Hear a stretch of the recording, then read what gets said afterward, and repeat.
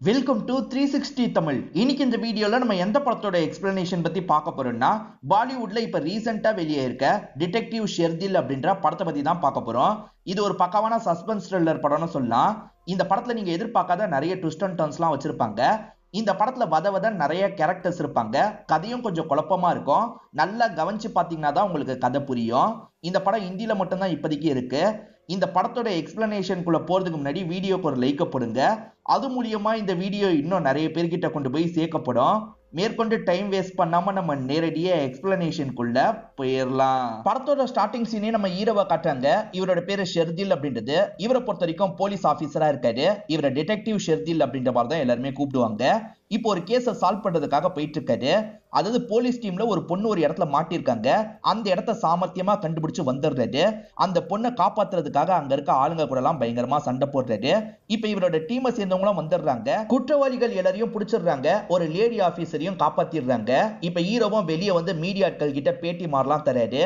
ஹீரோவை பொறுத்த வரைக்கும் ஒரு கேஸை சால்வ் பண்ணிட்டாருன்னு வச்சுக்கோங்களேன், ரெஸ்ட் எடுக்கணும்னு நினைப்பாரு. ஒரு 20 நாள் லீவ் போட்டு என்ஜாய் பண்ண போலான்னு யோசிக்கிறாரு. இப்ப பார்ல ஜாலியா பார்ட்டி எல்லாம் பண்ணிட்டு இருக்காரு. அப்பதான் இவரை காப்பாத்தின பொண்ணு இருக்காங்கல்ல, இவர்கிட்ட பேசுறதுக்காக வந்திருக்காங்க. கண்டிப்பா ஏதோ வேலை விஷயமா பேசுறதுக்காக வந்திருக்கா. இங்க இருந்து ஓடிடணும்ன்ற மாதிரி ஓடுறதுக்கு ட்ரை பண்றாரு. தெரியாதனமா அங்க இருக்க கண்ணாடியில இடிச்சிடுறாரு. இப்ப அவங்க இருக்காங்கல்ல, சீனியர் கிட்ட கூட்டு வந்துடுறாங்க.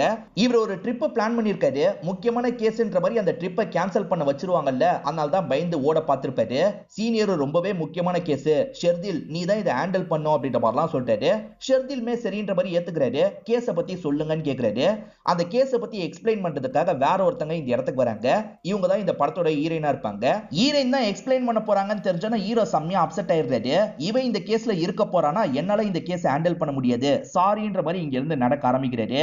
ஒரு டைம்ல இவங்க ரெண்டு பேருமே லவ் பண்ணிருப்பாங்க. பிரேக்கப் ஏற்பட்டிருக்கும். இவங்க மூஞ்சில முழிக்கூடாதுன்றதுக்காக தான் போக பாக்குறாரு. ஆனா இவரோட சீனியர் இருக்கார்ல, ஷெர்தில் இந்த கேஸ்ல நீ தேவை, எனக்காக இந்த விஷயத்தை ஹேண்டில் பண்ணுன்ற மாதிரிலாம் சொல்றாரு. சரி நான் ஏத்துக்கிறேன்ற மாதிரி ஷெர்திலும் இந்த இடத்துல உட்காந்துடுறாரு. இப்ப ஹீரோயின் இருக்காங்கல்ல, இந்த கேஸை பத்தி எல்லாம் எக்ஸ்பிளைன் பண்ண ஆரம்பிக்கிறாங்க. அப்பதான் இந்த கேஸை பத்தி நமக்கும் தெளிவா புரிய வைக்கிறாங்க. ஆக்சுவலா பங்கஜ்னு ஒரு நபர் இருக்கார்ல, அவர் டிரைவர் கூட ஒரு இடத்துக்கு போயிட்டு வந்திருப்பாரு. அவர் பெரிய பிசினஸ் மேனா இருப்பாரு. அப்படி இவர் போயிட்டு இருக்கும் போது ஒரு மர்ம நபர் பைக்ல இவருக்கு பக்கத்துல வரான். வந்தவன் என்ன பண்றான்னா, கன்னை வச்சு இவரை ஷூட் பண்ணி இவரோட கதையை முடிச்சிடுறான். அதே மாதிரி அந்த கார் வெடிக்கணும்ன்ற மாதிரி காரை வெடிக்க வச்சிருவான். அந்த கார்ல பங்கஜ் மட்டும் தான் இறந்து போயிருப்பாரு. டிரைவர் காணாம போயிருப்பாரு. எப்படின்றது தெரியல. பங்கஜை பொறுத்த வரைக்கும் காயத்ரின்னு ஒரு ஒய்ஃப் இருக்காங்க. அவங்களுமே பிசினஸ் உமனா இருப்பாங்க. பரபரப்பா அவங்க வேலை பார்க்கறதெல்லாம் காட்டுறாங்க. அதே மாதிரி அவருக்கு ஒரு பையன் இருப்பாரு, பேரு அங்கத் அப்படின்றது. அங்கதை பொறுத்த வரைக்கும் அப்பாவோட பிசினஸ் தான் பார்த்துட்டு இருக்காரு. அவருக்கு ஒரு ஒய்ஃப் இருக்காங்க, பேரு மோனிகா அப்படின்றது. ஒரு டைம் படம்லாம் நடிக்கிறவங்களா இருப்பாங்க. இப்ப அதெல்லாம் ஒதுங்கி வீட்டுல தான் இருந்துட்டு இருக்காங்க. அதே மாதிரி பங்கஜை பொறுத்த வரைக்கும் ஒரு பொண்ணு இருக்கா. அந்த பொண்ணால பேச முடியாது. அதே சமயம் அந்த பொண்ணுக்கு காதும் கேட்காது. அந்த பொண்ணோட பேரு சாந்தி அப்படின்றது.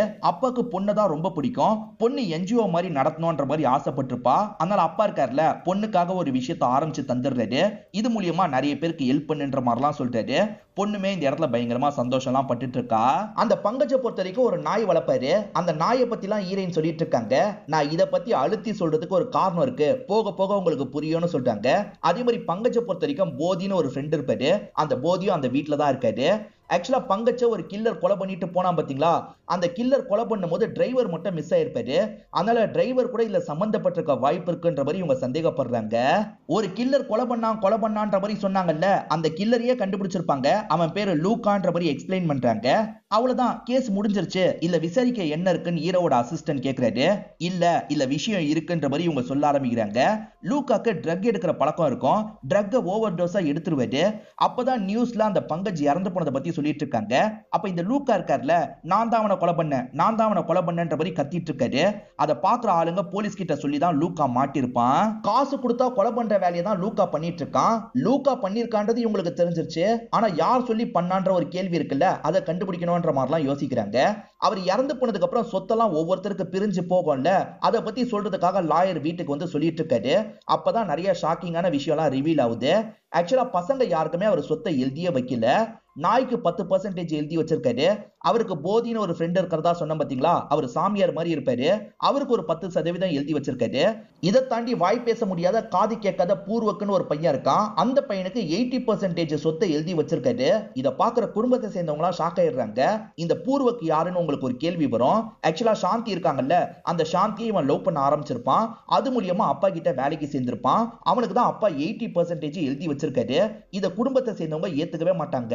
அந்த 80% சொத்து ஒருத்தனுக்கு போயிருக்கல, அவன் இப்ப வீட்ல இல்ல, மிஸ் ஆவறான். அவன் தான் ஏமாத்தி சொத்தை எழுதி வாங்கியிருக்கான். எங்க அப்பா கதையை முடிச்சிருக்கான்ற மாதிரி பசங்க எல்லாம் கம்ப்ளைண்ட் கொடுத்திருப்பாங்க. அதனால தான் கேஸ் இவங்க கிட்ட வந்திருக்கு. அந்த கேஸை ஹேண்டில் பண்றதுக்காக ஹீரோவும் அந்த வீட்டுக்கு வந்துடுறாரு. இவங்க நடந்து வந்துட்டு இருக்கும் போது வேலைக்காரி எதிர தென்படுறாங்க. வேலைக்காரி கிட்ட எங்க அவங்க எல்லாம் இருக்காங்கன்னு கேட்டு இவங்களும் அந்த இடத்துக்கு வந்துடுறாங்க. முதல்ல ஹீரோ ஜெனரலான என்கொயரிக்காக தான் வந்திருக்காரு. எதை வச்சு பூர்வக் தான் இப்படி பண்ணிருப்பான்னு நினைக்கிறீங்கன்ற மாதிரி கேட்கிறாரு. ஆக்சுவலா என்னோட ஹஸ்பண்டுக்கு பூர்வக்க சுத்தமா பிடிக்காது. அப்படி இருக்கும்போது அவனுக்கு எப்படி 80% எழுதி வச்சிருப்பாரு? அவன் தான் வேற மாதிரி எழுதி அவனுக்கு வர மாதிரி பண்ணிருக்கான். அவன் தான் என்னோட ஹஸ்பண்ட் கதையை முடிச்சிருக்கான்ற மாதிரிலாம் ஒய்ஃப் சொல்றாங்க. இப்ப ஹீரோ என்ன சொல்றாருன்னா, இந்த கேஸை நாங்க முடிக்கிற வரைக்கும் வீட்டை விட்டு யாருமே வெளியே போக கூடாது. ஏன்னா வீட்டுல இருக்க யாராவது கூட இதுல சம்பந்தப்பட்டிருக்க வாய்ப்பு இருக்கு. எல்லாருமே ஹவுஸ் அரெஸ்ட்ல தான் இருக்கணும்ன்ற மாதிரி சொல்லிட்டாரு. அங்கதோட ஒய்ஃப் கொஞ்சம் மறுப்புலாம் சொல்லிட்டு இருக்காங்க. சிலர் மறுப்புலாம் சொல்றாங்க. ஆனா கடைசியில வேற வழி இல்லாம ஏத்துக்கிறாங்க. இப்ப ஹீரோ எல்லாரையும் ஒரு பார்வை பார்த்துக்கிட்டே இங்க இருந்து கிளம்புறாரு. நீ என்ன நினைக்கிற அப்படின்ற மாதிரி ஹீரோயின் கேக்குறாங்க. அசிஸ்டன்ட் கேக்குறாரு. அதுக்கு இவர் இருக்கார்ல, அவங்கள பத்தி முதல்ல பேக்ரவுண்ட் செக்லாம் நம்ம பண்ணணும். அவங்கள யாருக்கு மோட்டிவ் இருக்குன்றத தெரிஞ்சுக்கணும்ன்ற மாதிரி சொல்லிட்டாரு. ஆளுங்களும் சரின்ற மாதிரிலாம் ஏத்துக்கிறாங்க. ஃபேமிலியை சேர்ந்து யாருக்கு அப்பாவை கொள்றதுக்கு மோட்டிவ் இருக்குன்ற மாதிரிலாம் செக் பண்றாங்க. அப்படி செக் பண்ணும்போது நிறைய பேருக்கு மோட்டிவ் இருக்கிறது இவங்களுக்கு தெரிய வருது. சோ அவங்களெல்லாம் மேற்கொண்டு விசாரணை பண்ணணும்னு யோசிக்கிறாரு. இந்த வாட்டி ரெக்கார்டர்லாம் செட் பண்ணி இவங்க கிட்ட விசாரிக்கிறாரு. ஹஸ்பண்ட் இறந்து போனதை நினைச்சு காயத்ரி ரொம்ப ஃபீல் பண்ற மாதிரிலாம் நடிச்சிட்டு இருக்காங்க. ஆனா இவங்களுக்கு கொஞ்சம் கூட வருத்தம் இல்லைன்ற மாதிரி ஹீரோ சொல்லிட்டாரு. காரணம் காயத்ரி இருக்காங்கல்ல, ஒரு 25 வயசு பையன் கூட அஃபேர்ல இருந்திருக்காங்க. அதை ஹஸ்பண்ட் கையங்களவுமா கண்டுபிடிச்சிருக்காரு. ஒரு டிடெக்டிவ போட்டு தான் கண்டுபிடிச்சிருக்காரு. அந்த பையன் கூட ஒய்ஃப் ஒன்னா இருக்கிற போட்டோஸ் கூட ஹஸ்பண்டுக்கு கிடைச்சிருக்கும். அந்த போட்டோஸ ஒய்ஃப் கிட்டயே காமிச்சிருப்பாரு. இந்த மாதிரி நீ என்ன சீட் பண்ணிட்டல, உன் கூட இத்தனை வருஷம் சேர்ந்து வாழ்ந்ததை நினைச்சா எனக்கு அசிங்கமா இருக்கு. கூடிய சீக்கிரத்துல உன்னை டைவர்ஸ் பண்ண போறேன்ற மாதிரிலாம் சொல்லியிருப்பாரு. இது ரிலேட்டடா இவங்க ரெண்டு பேருக்குள்ள ஆர்குமெண்ட்லாம் வந்திருக்கும். இந்த விஷயத்தினால ஹஸ்பண்ட் உங்களுக்கு சொத்தை எழுதி வைக்க வேணாம்னு நினைச்சிருக்கலாம். அந்த பையனுக்கு எழுதி வச்சிருக்கலாம். இந்த கோவத்தினால ஹஸ்பண்டோட கதையை நீங்க முடிச்சிருக்கலாம் அப்படின்ற மாதிரிலாம் ஹீரோ ப்ளேம் பண்ற மாதிரி சொல்லிட்டு இருக்காரு. அதுக்கு இந்த லேடி இருக்காங்கல்ல, உனக்கு வயசு கம்மியில ரிலேஷன்ஷிப்பை பத்தி பெருசா தெரியாதுப்பா. எங்களுக்குள்ள சண்டை ஏற்பட்டது உண்மைதான். அதுக்காக கொலை பண்ற அளவுக்குலாம் நான் போக மாட்டேன்னு சொல்றாங்க. பங்கஜுக்கு அங்கதுன்னு ஒரு பையன் இருக்கிறதா சொன்ன பாத்தீங்களா, அவன் பறக்க விட்டு டிஸ்க ஷூட் பண்றதுல கெட்டிக்காரனா இருப்பான். இப்ப பயங்கரமா ஷூட்லாம் பண்ணிட்டு இருக்கும் போது ஹீரோ பேசுறதுக்காக வந்துடுறாரு. இவனை ப்ளேம் பண்ற மாதிரி சில விஷயங்களை சொல்றாரு. ஆக்சுவலா இவன் பிசினஸ் பண்றேன்ற மாதிரி அப்பா கிட்ட நிறைய காசெல்லாம் வாங்குவான். ஆனா எல்லா பிசினஸ்லயும் லாஸ் தான் பண்ணிருப்பான். இதனால அப்பாக்கும் இவனுக்கும் நிறைய ஆர்குமெண்ட்லாம் போயிட்டு இருக்கும். ஏன்னா பிசினஸ் பண்ணா பிசினஸ்ல தானே டைமை இன்வெஸ்ட் பண்ணும். ஆனா இவன் எப்ப பாரு பார்ட்டி பொண்ணுங்கன்ற மாதிரி தான் சுத்திட்டு இருப்பான். இதனால தான் அப்பா இவனை கண்டிக்கிறாரு. இதுக்கப்புறம் ஒரு பைசா கூட உனக்கு பிசினஸ்க்காக நான் தர மாட்டேன்ற மாதிரி சொல்லிட்டாரு. உன் ஒய்ஃப் உனக்கு மேல பயங்கரமா சுத்தி சுத்தி காசெல்லாம் அழிச்சிட்டு இருக்கா. உங்களெல்லாம் பார்க்கும் போதே எனக்கு கோவம் தான் வருதுன்ற மாதிரிலாம் அப்பா சொல்லியிருப்பாரு. அதை மனசுல வச்சு பையன் ஏதாவது பண்ணிருக்க வாய்ப்பு இருக்குன்ற மாதிரி யோசிக்கிறாங்க. அதனால கூட சொத்தை எழுதி வைக்காம இருந்திருக்க வாய்ப்பு இருக்குன்னு நினைக்கிறாங்க. இப்ப அடுத்ததான் மோனிகா கிட்ட பேசுறாங்க. அதாவது அங்கதோட ஒய்ஃப் கிட்ட பேசுறாங்க. இந்த லேடியும் மாமாக்கும் எனக்கும் எந்த ஒரு பிரச்சனையும் கிடையாதுன்ற மாதிரிலாம் சொல்றாங்க. பெருசா இவங்களுக்கு எதுவுமே கிடைக்கல. அடுத்ததா பொண்ணான சாந்தி கிட்ட பேசுறதுக்கு வந்திருக்காங்க. சாந்தி இன்னமும் அப்பா இறந்து போனதை நினைச்சு பயங்கரமா ஃபீல் பண்றாங்க. டிப்ரெஷனுக்கு டேப்லெட் எல்லாம் எடுப்பாங்கல்ல, அந்த டேப்லெட் எல்லாம் அடிக்கடி இவங்க போட்டுக்கிட்டே தான் பேசிட்டு இருக்காங்க. அதாவது பேச முடியாது, சைன் லாங்குவேஜ்ல இவங்க பேசுறாங்க. இந்த விசாரணை நடந்துட்டு இருக்கும் போதே வேலைக்காரி டீயை கொண்டு வந்து டேபிள்ல வைக்கிறாங்க. இத பாக்குற ஹீரோயினுக்கு கோவம் வந்துருது. இப்படிதான் வைப்பீங்களா போங்கன்ற மாதிரி சொல்றாங்க. அந்த வேலைக்காரியும் சைலண்டா இங்க இருந்து கிளம்புறாங்க. மேற்கொண்டு ஹீரோயினும் விசாரணை எல்லாம் பண்ணிட்டு இருக்காங்க. ஹீரோயின் விசாரணை பண்ணிட்டு இருக்கும் போது ஹீரோ இருக்காருல, சுத்தி வேடிக்கைலாம் பார்த்துட்டு இருக்காரு. அங்க பெயிண்டிங்லாம் இருக்கு, அதெல்லாம் பார்த்துட்டு இருக்காரு. இப்ப சாந்தி சொல்றத பிளாஷ்பேக் மாதிரி நமக்கு காட்டுறாங்க. சாந்தி ஒரு என்ஜிஓவை ஆரம்பிச்சு நடத்திட்டு இருக்காங்கல்ல, அங்கதான் அந்த பூர்வக்கு வேலைக்கு சேர்ந்திருப்பாரு. அவராலையும் பேச முடியாது, காது கேட்காது. இவங்க ரெண்டு பேருமே பேசி பேசி ரொம்ப க்ளோஸ் ஆயிடுவாங்க. போக போக லவ் பண்ணவே ஆரம்பிச்சிருவாங்க. இத பத்திலாம் அப்பா கிட்ட சொல்றாங்க. அப்பாவும் டின்னருக்கு கூட்டுவான்னு சொல்லிட்டாரு. ஆனா வீட்டுக்கு வந்த பூர்வக்க யாருக்குமே பிடிக்கல. பணக்காரங்களுக்குலாம் ஏழைங்களை பிடிக்காதுல்ல, அந்த மாதிரி தான் ரியாக்ஷன் கொடுக்குறாங்க. என்ன இவன் இப்படி சாப்பிடுறான்ற மாதிரிலாம் பேசிக்கிறாங்க. சாந்தி கிட்ட பேசி பேசி வீட்டுல எல்லாருக்குமே சைன் லாங்குவேஜ் நல்லாவே தெரியும். அதனால அவங்கிட்டயும் பேசியிருப்பாங்க. அவனை இவங்களுக்கு பிடிக்காததுக்கு நிறைய காரணம் இருக்கு. அவனுக்கு மூட நம்பிக்கைலாம் ஜாஸ்தியா இருக்கும். 21 என்னோட லக்கி நம்பர், 7 என்னோட லக்கி நம்பர்ன்ற மாதிரி கொஞ்சம் வியர்டாலாம் பேசுவான். அதனால வீட்டுல யாருக்குமே அவனை சுத்தமா பிடிக்கவே பிடிக்காது. இப்ப இவங்களுமே அப்பா கிட்ட அறிமுகப்படுத்துறதுக்காக ரூமுக்கு கூட்டு வந்துடுறாங்க. அப்பாக்குமே சுத்தமா இவனை பிடிக்கவே இல்ல. இவன்லாம் உனக்கு செட் ஆக மாட்டான்ற மாதிரி பொண்ணு முன்னாடியே சொல்றாரு. ப்ளீஸ் பா, எனக்காக நீங்க கொஞ்சம் யோசிச்சு சொல்லுங்கன்ற மாதிரி பொண்ணு கேக்குறாங்க. அப்படியாமா, ஒரு மாசம் இவன் எனக்கு கீழே வேலை பார்க்கட்டும், நான் அதுக்கப்புறம் முடிவை சொல்றேன்ற மாதிரி சொல்லியிருப்பாரு. அந்த ஒரு மாசம் ஃபுல்லா அவனை போட்டு திட்டிக்கிட்டே இருக்காரு. இதெல்லாம் வீட்டை சேர்ந்தவங்க கவனிக்கிறாங்கல்ல, கண்டிப்பா இவன் இந்த வீட்டோட மருமகனா வரமாட்டான்ற மாதிரி யோசிக்கிறாங்க. அந்த அளவுக்கு அப்பா அவனை திட்டிக்கிட்டே இருப்பாரு. அப்பா பொண்ணுகிட்டயும் இதை பத்தி பேசுறாரு. அவனா உனக்கு செட்டே ஆக மாட்டாமா, அப்பா எடுத்து சொல்றேன்ல புரிஞ்சுக்கோன்ற மாதிரிலாம் சொல்றாரு. அது கேட்கிற சாந்தியும் இந்த இடத்துல ஃபீல்லாம் பண்றாங்க. என் அப்பா சொன்னதை நான் கேட்டிருக்கணும், இப்ப பாருங்க என் அப்பாவோட கதையை முடிச்சு சொத்தெல்லாம் அவனுக்கு போற மாதிரி பண்ணிட்டான், நான் தப்பு பண்ணிட்டேன்ற மாதிரிலாம் இவங்க அழுதுகிட்டே சொல்லிட்டு இருக்காங்க. ஆக்சுவலா இவங்க அடிக்கடி ஒரு மாத்திரை எடுத்து போட்டுட்டு இருந்தாங்க பாத்தீங்களா, அந்த பாக்ஸை நம்ம எடுத்துக்கணும்ன்ற மாதிரி ஹீரோ தெரியாம எடுத்துக்கிறாரு. அப்பாவோட ஃப்ரெண்டு போதின்னு ஒருத்தர் வீட்லயே இருப்பார்ல, அவரை பார்க்கிறதுக்காக கார்டன் ஏரியா கிட்ட வராங்க. அங்கதான் அவர் எப்பவுமே இருப்பாரு போல. அவரை பார்க்கிறதுக்காக வந்தா அந்த இடத்துல அவர் இல்லாம இருக்காரு. வேலைக்காரி கிட்ட அவர் எங்கன்ற மாதிரி கேக்குறாங்க. அவர் ஏதோ ஒரு ஆன்மீக பயணத்துக்கு போயிருக்காருன்ற மாதிரிலாம் அவங்க சொல்றாங்க. சரி, அந்த போதி வந்ததுக்கு அப்புறம் அவர்கிட்ட விசாரிச்சுக்கலான்ற மாதிரி ஹீரோ யோசிக்கிறாரு. இப்ப இந்த வேலைக்காரி கிட்ட என்ன கேக்குறாருன்னா, நீங்களும் அந்த பையனை பார்த்திருப்பீங்கல்ல, அந்த பையனை பத்தி நீங்க என்ன நினைக்கிறீங்க அப்படின்ற மாதிரி கேக்குறாரு. வேலைக்காரியா அந்த பையன் கூட பழகுனதை பத்தி சொல்றாங்க. அப்பாவோட அசிஸ்டண்டா வீட்ல தான் வேலை பார்ப்பான் போல, இவங்க கிட்ட நடுவுல பேசுவான், அதை பத்தி தான் இவங்க சொல்றாங்க. அதே மாதிரி அந்த பங்கஜ் இருக்கார்ல, எப்ப பாரு இவனை போட்டு திட்டிக்கிட்டே இருப்பாரு. போகும்போது வரும்போது இந்த விஷயத்தெல்லாம் இவங்க கவனிச்சிருப்பாங்க. ஒரு நாள் பயங்கரமா போட்டு திட்டிடுறாரு. இவனுமே ரெஸ்ட் எடுக்கிறதுக்காக இருக்க ரூம் கிட்ட வந்துடுறான். அந்த இடத்துல செஸ் போர்டு இருக்கு. அங்க இருக்கிற கிங்கு காயினை எடுத்து இவன் தூக்கி போடுறான். இந்த விஷயத்தை இந்த அக்கா பாக்குறாங்க. என்னாச்சுன்ற மாதிரி கேக்குறாங்க. எனக்கு வர ஆத்திரத்துக்கு அவரோட கதையை முடிக்கணும் போல தோணுதுன்ற மாதிரி சொல்லிட்டாரு. அப்படிலாம் யோசிக்காதன்ற மாதிரி இந்த பையனுக்கு ஆறுதல்லாம் இவங்க சொல்லியிருப்பாங்க. இவ்வளவுதான் அந்த பையனுக்கும் எனக்கும் பழக்கம்ன்ற மாதிரிலாம் சொல்லிட்டாங்க. இப்ப ஹீரோ திரும்பி இவரோட ஆபீஸ்க்கு வந்துடுறாரு. ஆக்சுவலா லூக்கா இவங்களோட கண்ட்ரோல்ல தானே இருக்கான். அந்த லூக்காவை பார்த்து பேசணும் அப்படின்ற மாதிரி இவருமே அந்த இடத்துக்கு வந்துடுறாரு. ஆக்சுவலா லூக்கா எதுக்காக இதை பண்ணிருக்கான்றதை இவர் கண்டுபிடிச்சிருக்காரு. லூக்கா ஒரு 10 வருஷம் இந்த வேலையெல்லாம் பண்ணாம தான் இருந்திருப்பான். ஆனா ஃபேமிலி இப்ப நல்லா செட்டில் ஆயிருக்காங்க. ஃபேமிலியை செட்டில் பண்றோம், இந்த விஷயத்த பண்ணுன்ற மாதிரி தான் பண்ண வச்சிருக்காங்கன்றதை ஹீரோ புரிஞ்சுக்கிறாரு. யாரு பண்ண சொன்னாங்க அதை மட்டும் சொல்லுன்ற மாதிரி கேக்குறாரு. யாரு பண்ண சொன்னாங்க, எதுக்காக பண்ண சொன்னாங்கன்றத வெளியே சொல்லக்கூடாதுன்றது தான் ஒப்பந்தம் போல. என்ன ஆனாலும் சரி, அதை மட்டும் நான் சொல்ல மாட்டேன்ற மாதிரி சொல்றான். சரி, அந்த டிரைவர் உன் கண்ட்ரோல்ல தானே இருக்க வாய்ப்பு இருக்கு, டிரைவர் எங்க அப்படின்ற மாதிரி கேக்குறாரு. அந்த டிரைவரை எங்க வச்சிருக்கான்றத லூக்காவும் இந்த இடத்துல சொல்லிடுறான். அந்த இடத்துக்கு போய் செக் பண்ணும் அப்படின்ற மாதிரி ஹீரோவும் செக் பண்றாரு. இவங்களால பூர்வக்க கண்டுபிடிக்க முடியல. பூர்வக்கு கொஞ்ச நாளைக்கு முன்னாடி என்னெல்லாம் பண்ணான்ற ஆக்டிவிட்டி எல்லாம் ஹீரோயின் கண்டுபிடிச்சிருக்காங்க. அதை பத்தி எல்லாம் ஹீரோ கிட்ட சொல்லிட்டு இருக்காங்க. பூர்வக்க பொறுத்த வரைக்கும் வித்தியாசமான மூட நம்பிக்கை இருக்கும். ஒரு வீட்டுல 21 நாள் தான் இருப்பாரு, அதுக்குள்ள அடுத்த வீட மாறிடுவாரு. அந்த மாதிரி புரோக்கரை பாக்குறதுக்காக போயிருக்கான். அவன் மட்டும் போல கூட ஒரு நபர் இருக்கான். அந்த நபரோட ஃபேஸ் தெளிவா கேமரால பதிவாகல, இதுதான் போட்டோன்ற மாதிரி காட்டுறாங்க. பூர்வ கூட ஊடி போட்டு இருக்கிற நபர் அவனோட பார்ட்னரா இருக்க கூட வாய்ப்பு இருக்கு. அவன் யாருன்றதை கண்டுபிடிக்கணும்ன்ற மாதிரி யோசிக்கிறாங்க. அது சரி, நீ லூக்கா கிட்ட பேசினல, ஏதாவது தெரிஞ்சதா அப்படின்ற மாதிரி ஹீரோயின் கேக்குறாங்க. தெரிஞ்சது, டிரைவரை கண்டுபிடிச்சிட்டேன்னு சொல்றாரு. அவன் சொன்ன இடத்துல செக் பண்றதுக்காக வந்தாரு பாத்தீங்களா, அங்கதான் டிரைவர் இருந்திருப்பாரு.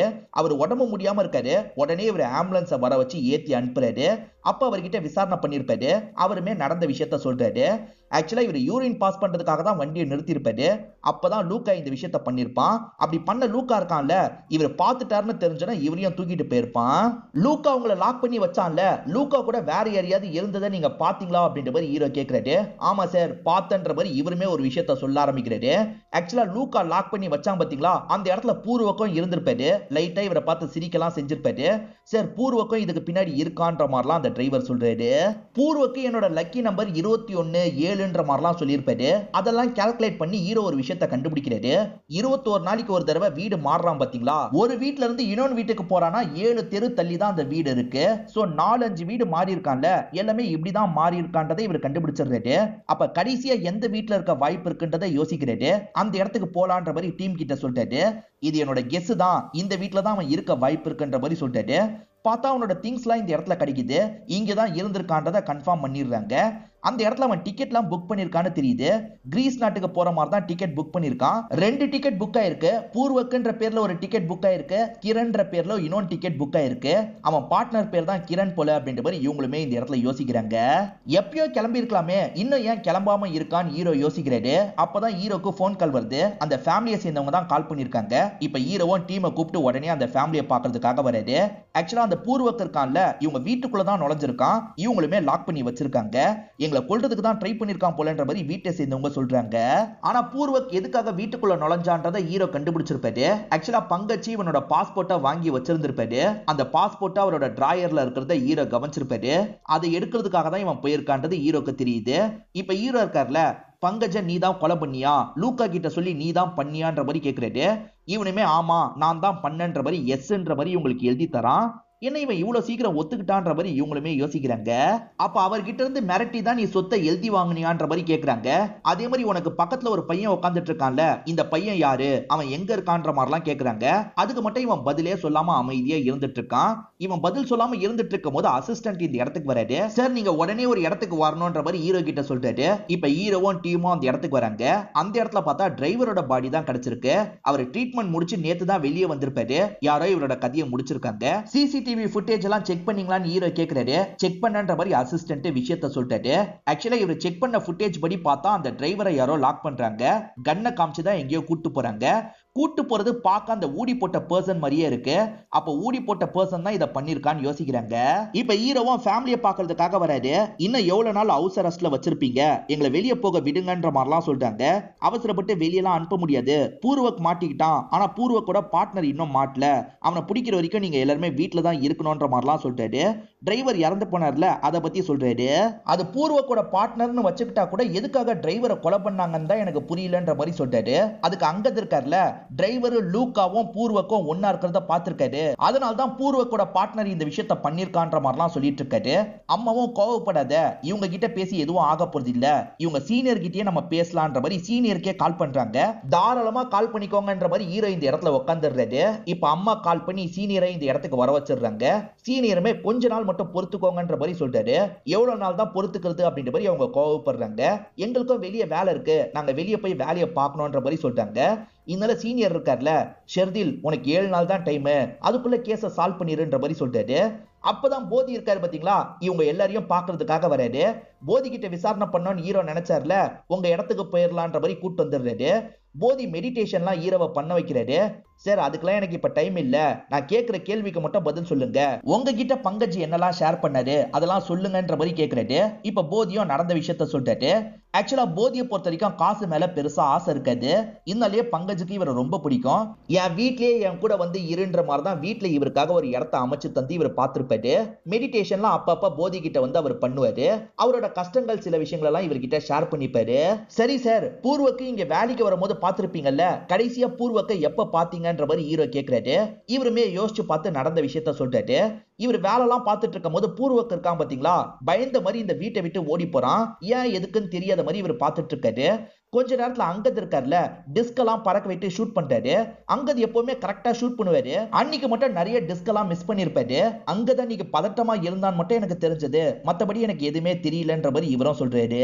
ஆக்சுவலா பூர்வக்கு வீடெல்லாம் பார்த்து தந்த புரோக்கர் இருக்கார்ல, போலீஸ் தேடுறாங்கன்னு பயந்து தலைமறைவா இருக்காரு. அவரை வெளியே வர வைக்கணும்ன்ற மாதிரி ஹீரோயின் யோசிக்கிறாங்க. ஹீரோயினுக்கு வீடு வேணும்ன்ற மாதிரி பேசுறதுக்காக வந்திருக்காங்க.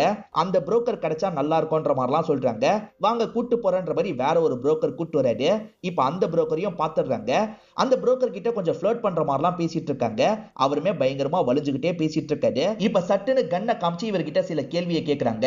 பூர்வக் பக்கத்துல உட்காந்துட்டு இருக்கிறது யாருன்ற மாதிரி தான் கேக்குறாங்க. இப்ப தெரிஞ்சிருச்சுல, அதை பத்தி ஹீரோ கிட்ட சொல்றாங்க. நம்ம நினைச்ச மாதிரி அது பையன் கிடையாது, ஒரு பொண்ணுன்ற மாதிரி சொல்றாங்க. நம்ம வீட்டை சேர்ந்த எல்லாரையும் ஹவுஸ் அரெஸ்ட்ல வச்சோம், ஆனா வேலை பாக்குறவங்கள ஹவுஸ் அரெஸ்ட்ல வைக்கல, தப்பு பண்ணிட்டோன்ற மாதிரி சொல்றாங்க. ஆக்சுவலா அந்த வீட்டுல ஒரு வேலைக்காரி இருந்தாங்கல்ல, அவங்க ஹவுஸ் அரெஸ்ட்ல இருக்க மாட்டாங்க, அவங்க தாராளமா வீட்டுக்கெல்லாம் போய்க்கலாம். இப்ப அவங்க வேலையெல்லாம் முடிச்சுட்டு அவங்களோட வீட்டுக்கிட்ட வந்துட்டு இருக்காங்க. அவங்க வீட்டுக்குள்ள நுழைஞ்சோடனே இந்த டீமை சேர்ந்தவங்களா இந்த இடத்துக்கு வந்துடுறாங்க. இவங்க ஏதோ தப்பு பண்ணிருக்காங்கன்னு தெரிஞ்சுதான் வந்திருக்காங்க. அமைதியா உட்காருங்கன்னு வேலைக்காரியை உட்கார வச்சிடுறாங்க. இவங்க வீடு முழுக்க செக் பண்றாங்க. அப்படி செக் பண்ணும் போதுதான் ஒரு கூண்டுல போட்டு ஒரு பொண்ணை இவங்க லாக் பண்ணி வச்சிருக்கிறது தெரிய வருது. இப்ப அந்த பொண்ணை இவங்க காப்பாத்திடுறாங்க. அந்த பொண்ணோட பேர் தான் கிரணா இருக்கும், பையன் பேர் கிடையாது, பொண்ணோட பேர் தான் கிரண். இவங்க பூர்வக்கோட தங்கச்சியா இருப்பாங்க. இவங்களாலையும் பேச முடியாது, இவங்களுக்கும் காது கேட்காது. அண்ணன் தங்கச்சி ரெண்டு பேருமே ஒரே வீட்டுல தான் ஸ்டே பண்ணுவாங்க. ரெண்டு பேருமே சேர்ந்த மாதிரி தான் புரோக்கரை பாக்குறதுக்கு போயிருப்பாங்க. அதுதான் சிசிடிவில பதிவாயிருக்கும். இப்ப சம்பந்தப்பட்ட எல்லாரையும் அந்த வீட்டுக்கு கூட்டு போனோன்ற மாதிரி ஹீரோ சொல்றாரு. இப்ப ஆளுங்களும் ஏத்துக்கிறாங்க. இப்ப இந்த கேஸ்ல சம்பந்தப்பட்ட எல்லாரையும் அந்த வீட்டுக்கு கூட்டு வந்துட்டு இருக்காங்க. இப்ப ஹீரோ இருக்கார்ல, மவுத் ஆர்கன் வாசிச்சுக்கிட்டே அந்த இடத்துக்கு வராரு. இது ஊ டன் இட் கிடையாது, அவுட் டன் இட்னு சொல்றாரு. அதாவது யார் பண்ணான்றது முக்கியம் இல்ல, எப்படி பண்ணாங்கன்றது தான் முக்கியன்ற மாதிரி சொல்றாரு. பங்கஜ் இருக்காரு பாத்தீங்களா, நான் சீக்கிரமா இந்த உலகத்தை விட்டு போயிடுவேன்ற மாதிரி போதி கிட்ட கொஞ்சம் ஃபீலிங்கா பேசியிருப்பாரு. அதை பத்தி போதி இவங்க கிட்ட சொல்லியிருப்பாரு. ஏன் அப்படி ஃபீலிங்கா பேசினாருன்ற மாதிரி அவரோட மெடிக்கல் கண்டிஷனை பத்தி விசாரிச்சிருப்பாங்க. அப்பதான் கேன்சரோட கடைசி ஸ்டேஜ்ல அவர் இருக்காருன்றது உங்களுக்கு தெரிய வந்திருக்கும். இந்த மாதிரி கஷ்டத்துல இருக்கும் போதுதான் வீட்டை சேர்ந்தவங்களும் இன்னும் கஷ்டத்தை கொடுப்பாங்க. அதாவது பையன் பண்ற பிசினஸ் எல்லாத்தையும் லாஸ் பண்ணிக்கிட்டே இருப்பான், சுத்த பொறுப்பே இல்லாம இருப்பான். அதனால பையன் கிட்ட இவருக்கு பிரச்சனை ஏற்பட்டிருக்கும். அதே மாதிரி ஒய்ஃப் ஒரு வயசு பையன் கூட அஃபேர் வச்சிருப்பாங்க. இவருக்கு ரொம்ப கஷ்டமா இருந்திருக்கும். இந்த கஷ்டத்தெல்லாம் இவர் அந்த ஃப்ரெண்டான போதி கிட்ட தான் ஷேர் பண்ணுவாரு. டைரக்டா ஷேர் பண்ண மாட்டாரு, கொஞ்சம் இன்டைரக்டா தான் இந்த விஷயத்தெல்லாம் போதி கிட்ட சொல்லுவாரு. ஒரு நாள் ஃபேமிலி கிட்ட என்ன சொல்றாருன்னா, உங்களுக்கு எல்லாம் என்னோட சொத்துல ஒரு பைசா நான் தரப்போறது இல்ல, எல்லாத்தையும் அனாத ஆசிரமத்துக்கு தான் எழுதி வைக்க போறேன்னு சொல்லிட்டாரு. இதை கேட்கிற எல்லாருமே ஷாக் ஆயிடுறாங்க. நாங்க என்ன பண்ணோம், எங்களுக்கு தாங்கன்ற மாதிரிலாம் பேசிட்டு இருக்காங்க. நீங்க என்ன கேட்டாலும் சரி, ஒரு பைசா கூட உங்களுக்கு தர மாட்டேன், இந்த வீடு கூட என்னோட பொண்ணு பேர்ல தான் நான் எழுதி வைப்பேன்ற மாதிரிலாம் சொல்லிட்டாரு. இதனால அம்மா பையன் கோவமா எந்திரிச்சு போயிடுறாங்க. இப்ப பொண்ணை பார்த்த மாதிரி இவரும் பேச ஆரம்பிக்கிறாரு. ஆக்சுவலா பொண்ணுக்காக இவர் என்ஜிஓ ஆரம்பிச்சு தந்திருக்காருல, அங்க இவங்க ரொம்ப ஆசையா வேலை பார்த்துட்டு இருக்காங்க. அந்த இடத்த மட்டும் நீ நிர்வாகம் பண்ணிக்கோமா, இந்த வீட்டுல நீ இருந்துக்கோமா, நீ காசு மேல ஆசைப்படாத, ஏன்னா காசு மேல ஆசைப்பட்டேன்னு வச்சுக்கோயேன் ரிலேஷன்ஷிப் உடஞ்சிரும்ன்ற மாதிரிலாம் சொல்றாரு. சரின்ற மாதிரி இவங்க ஏத்துக்கிறாங்க. ஆனா இப்ப பையன் அம்மா செம்ம கடுப்புல இருக்காங்க. என்ன பண்றது அப்படின்ற மாதிரிலாம் சீரியஸா பேசிட்டு இருக்காங்க. அப்பதான் பொண்ணு இந்த இடத்துக்கு வரா. உனக்கு தான் வீடு கிடைச்சிருச்சுல்ல, நீ சந்தோஷமா இருப்பன்ற மாதிரிலாம் சொல்றாங்க. எப்படி சந்தோஷமா இருக்க முடியும்ன்ற மாதிரி பொண்ணு கோவமா பேசுறா. என்னால பேச முடியாது, காது கேட்காது, அதுக்கு நான் முட்டாள்லாம் கிடையாது, நம்மளுக்கு தான் எல்லா சொத்தும் கிடைக்கணும், அது எப்படி எனக்கு இந்த வீடு மட்டும் போதும்ன்ற மாதிரி கேட்கிறா. இவன் என்ன நம்மளை விட பெரிய கேடியா இருக்கான்ற மாதிரி ஷாக் ஆகுறாங்க. போற போக்க பார்த்தா இந்த ஆளு அனாத ஆசிரமத்துக்கு எழுதி வச்சிருவாரு போல, அதுக்குள்ள இவரோட கதையை முடிக்கணும்ன்ற மாதிரி பொண்ணு சொல்லிட்டு இருக்கா. இத சைன் லாங்குவேஜ்ல சொல்றா. பாக்குற மோனிகா இருக்காங்கல்ல, உன் அப்பாவே நீ கொல்ல சொல்றியான்ற மாதிரி கேக்குறாங்க. இவங்க கேட்கும் போது கரெக்டா வேலைக்காரி காஃபி தரதுக்காக வந்து இந்த விஷயத்த கேட்டுறா. ஐயோ வேலைக்காரி கேட்டுட்டாலே அப்படின்ற மாதிரி இவங்க எல்லாருமே ஷாக் ஆகுறாங்க. இப்ப வேலைக்காரியை உட்கார வச்சு டீல் பேசுறாங்க. உனக்கும் ஒரு பெர்சன்டேஜ் தரோம், அமைதியா இருன்ற மாதிரிலாம் சொல்றாங்க. அவ்வளவு பெர்சன்டேஜ் தரீங்கன்னா நானும் அமைதியா இருக்கேன், உங்க பிளான்ல நானும் சேர்ந்துடுறேன்ற மாதிரி வேலைக்காரி சொல்றாங்க. குடும்பம் மேல டவுட் வந்ததுக்கு காரணம் என்னன்றதை ஹீரோ சொல்றாரு. ஆக்சுவலா அப்பா இறந்ததை தாங்க முடியாம இவங்க நிறைய டேப்லெட் எல்லாம் எடுத்தாங்கல்ல, இவருக்கு அந்த டேப்லெட்ல ஒரு டவுட் வந்திருக்கும். கொண்டு போய் செக் பண்ணிருப்பாரு. பார்த்தா அது சுகர் டேப்லெட் அப்படின்ற மாதிரி ரிசல்ட் வந்திருக்கும். நடிக்கிறதுக்காக தான் இப்படி பண்ணிருக்காங்கன்றது இவருக்கு புரிஞ்சிருக்கும். அதே மாதிரி அண்ணன் ஒரு லூஸ் ஸ்டாக் விட்டுருப்பாரு. அந்த பூர்வக்கும் லூக்காவும் சேர்ந்து இருந்ததை இந்த டிரைவர் பார்த்திருக்காரு. அதனால தான் பூர்வக்கோட பார்ட்னர் இந்த விஷயத்த பண்ணிருக்கான்ற மாதிரி சொல்லியிருப்பாரு. ஆக்சுவலா டிரைவர் சொன்னதை பத்தி ஹீரோக்கு மட்டும் தான் தெரிஞ்சிருக்கும். ஏன்னா டிரைவர் ஹாஸ்பிட்டலுக்கு போயிருப்பாரு, அதுக்கப்புறம் இறந்து போயிருப்பாரு.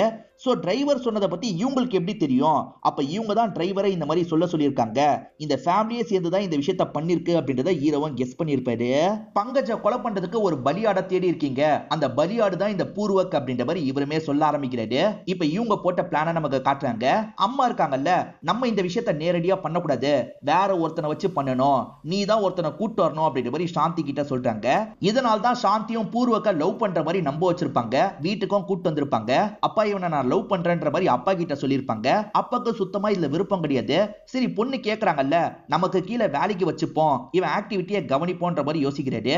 அப்படிதான் பூர்வக்கு அப்பாக்கு கீழே வேலை பார்த்திருப்பாரு. அப்பா மேல பயங்கரமா கோவம்லாம் பட்டிருப்பாரு. ஏன்னா அப்பா எப்ப பாரு திட்டிக்கிட்டே இருப்பாரு, அதனாலதான் இவர் கோவப்பட்டுக்கிட்டே இருப்பாரு. ஆனா இங்கதான் ஒரு ட்விஸ்ட் நடக்குது. அது என்னன்னா, அப்பா ஒரு நாள் பொண்ணை கூப்பிட்டு பேசுறாரு. நான் கூட நீ தப்பான முடிவை எடுத்துட்டேன்னு நினைச்சம்மா, ஆனா அந்த பூர்வக்கு ரொம்ப நல்ல பையன், உனக்கு அவன் தான் கரெக்ட்ன்ற மாதிரி சொல்றாரு. இத பத்தி பூர்வக்கு தெரிஞ்சா பிளானே கெட்டு போயிடுமே அப்படின்ற மாதிரிலாம் இவங்க யோசிச்சுட்டு இருக்காங்க.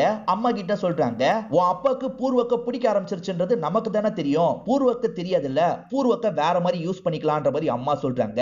ஆக்சுவலா இப்ப பூர்வ கிட்ட இவங்க சில விஷயங்களை பேசுறாங்க. என் பொண்ணு மேல நீ ஆசைப்படுறது எங்களுக்கு தெரியுது, ஆனா அப்பா கண்டிப்பா சம்மதிக்கவே மாட்டாரு, அதனால அப்பாவோட கதையை முடிக்கலாம் நாங்க யோசிக்கிறோம், நீ ஹெல்ப் பண்ணுன்ற மாதிரிலாம் சொல்றாங்க. பூர்வக்கு வேற அப்பா மேல கோவம் இருக்குல்ல, அதனால பூர்வக்கும் சரின்ற மாதிரிலாம் ஏத்துக்கிறாரு. இப்ப பூர்வக் மூலியமாவே இவங்க லூக்காவெல்லாம் புக் பண்றாங்க. கொலை பண்ணிட்டு பூர்வக்க மாட்டி விட்டலாம் அப்படின்ற மாதிரி இவங்க பிளான் எல்லாம் போட்டு வைக்கிறாங்க. ஆனா இதுக்கு நடுவுல தான் வேற ஒரு விஷயம் நடந்திருக்கும். அது என்னன்னு பாத்தீங்கன்னா, பூர்வக் இருக்கான்ல, அப்பாவை பாக்குறதுக்காக வரான். அப்ப அப்பாவும் பூர்வக் கிட்ட இப்ப நல்லபடியா பேசுறாரு. என்ன திடீர்னு இவர் நல்லபடியா பேசுறாருன்ற மாதிரி அவன் யோசிக்கிறான். என்ன இவ்வளவு நாள் கோவப்பட்டவன் நல்லபடியா பேசுறான்னு யோசிக்கிறல்ல, இந்த ஒரு மாசம் நான் உனக்கு டெஸ்ட் தான் வச்சேன். ஏன்னா இது வரைக்கும் என்னை சுத்தி இருக்க எல்லாருமே என் பணத்து மேல மட்டும் தான் கண்ணா இருந்திருக்காங்க. நீ அப்படி இருக்கியான்னு யோசிக்கிறதுக்காக தான் இப்படி பண்ண. ஆனா நீ பணத்து மேல கண்ணா இல்ல, நீ நல்லவன்ற மாதிரி கட்டி பிடிக்கிறாரு. இதை கேட்கிற இவருக்கு ரொம்ப ஃபீலிங்கா இருக்கு. இவரை சாகடிக்கிறதுக்கு பிளான போடுறாங்கல்ல, அதை இவர்கிட்ட சொல்லிடணும்னு யோசிக்கிறாரு. சரி, உங்களை சாவடிக்கிறதுக்கு உங்க ஃபேமிலியை பிளான போடுறாங்கன்ற மாதிரி சொல்றாரு. என்ன சொல்ற, என் ஃபேமிலியை நான் சாவடிக்க பாக்குறாங்களா அப்படின்ற மாதிரி பங்கஜம் இந்த இடத்துல ஷாக் ஆயிடுறாரு. இதனால தான் சொத்துல 80% இவனுக்கு எழுதி வச்சிருப்பாரு. பூர்வக்க பொறுத்த வரைக்கும் கிரண் ஒரு தங்கச்சி இருக்காங்கல்ல, இவங்க 2 பேருமே ஒரே வீட்டுல தான் ஸ்டே எல்லாம் பண்ணுவாங்க. இந்த தங்கச்சி மூலியமா பூர்வக்க மிரட்டலான்ற மாதிரி அவங்க பிளான் எல்லாம் போட்டிருப்பாங்க. ஆக்சுவலா வேலைக்காரி இருக்கால, அவ தான் இந்த தங்கச்சியை லாக் பண்ணி வச்சிருப்பா. இது மூலியமா தான் பூர்வக்கை இவங்க மிரட்டிட்டு இருக்காங்க. தங்கச்சியோட ட்ரெஸ்ஸை வேலைக்காரி எடுத்து போட்டுக்கிறாங்க. டிரைவரோட கதையை முடின்ற மாதிரி ஃபேமிலி மெம்பர்ஸ் சொல்லியிருப்பாங்க. அதனால டிரைவரை பார்க்கறதுக்காக இவங்க தான் அந்த இடத்துக்கு வந்திருப்பாங்க. இவங்க தான் டிரைவரை கூட்டு போய் கதையை முடிச்சிருப்பாங்க. வாய் பேச முடியாத அண்ணன் தங்கச்சி 2 பேரையும் மாட்டி விட்டுறலாம், சொத்து திரும்பி நமக்கு கிடைச்சிரும், அந்த சொத்தை எல்லாருமா சேர்ந்து பிரிச்சுக்கலான்ற மாதிரிலாம் இவங்க பிளான் பண்ணிருப்பாங்க. இதை தாண்டி ஹீரோ ஒரு விஷயத்தை ரிவீல் பண்றாரு. லூக்கா என்ன ஸ்டேட்மெண்ட் கொடுத்திருப்பான்னா, நான் தான் கன்னை வச்சு அவரை ஷூட் பண்ணேன், அதுக்கப்புறம் அந்த காரை வெடிக்க வச்சேன்னு சொல்லியிருப்பான். உண்மை என்ன தெரியுமா, இவன் கன்னை வச்செல்லாம் ஷூட் பண்ணிருக்க மாட்டான். ஏற்கனவே அவர் இறந்து போயிருப்பாரு, காரை மட்டும் தான் வெடிக்க வச்சிருப்பான். சோ அவர் இந்த வீட்டுல வச்சே கொல்லப்பட்டுட்டாரு அப்படின்ற மாதிரி ஹீரோவா ரிவீல் பண்றாரு. அந்த பூர்வக்கு எல்லா விஷயத்தையும் பங்கஜ் கிட்ட சொல்லிட்டான் பாத்தீங்களா. பங்கஜ் செம்மையா டென்ஷன் ஆகுறாரு. ஃபேமிலி மெம்பர்ஸ் கிட்ட பேசுறாரு. ஃபேமிலி மெம்பர்ஸ் கிட்ட என்ன சொல்றாருன்னா, சொத்துல 80% பூர்வக்கு எழுதி வச்சிட்டேன், 10% நாய்க்கு எழுதி வச்சிட்டேன், அதே மாதிரி 10% என்னோட ஃப்ரெண்டுக்கு எழுதி வச்சிட்டேன்.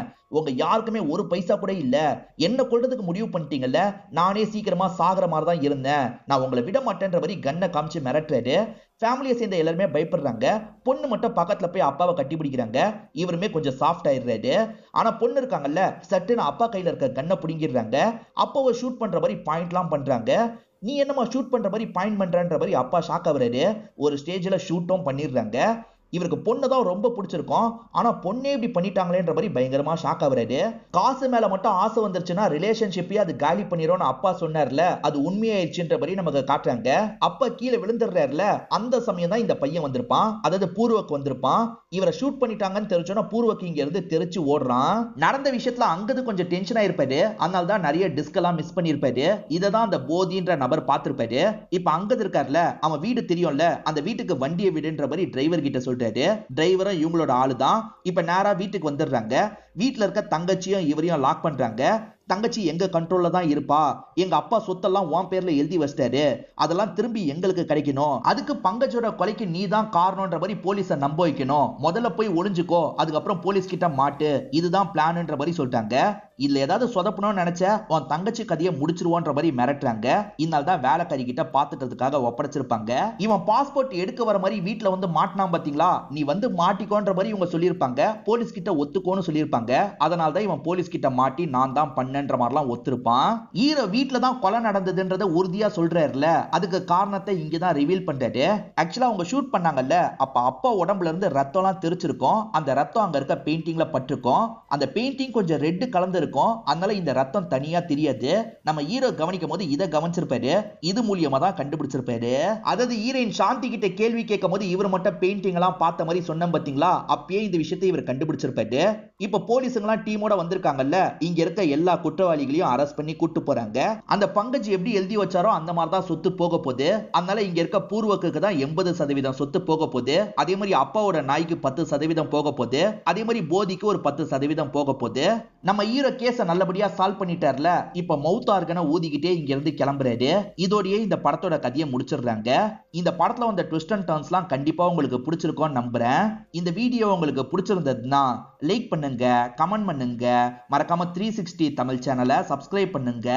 தொடர்ச்சியா இந்த மாதிரி வீடியோக்கள் வந்துகிட்டே தான் இருக்கும்.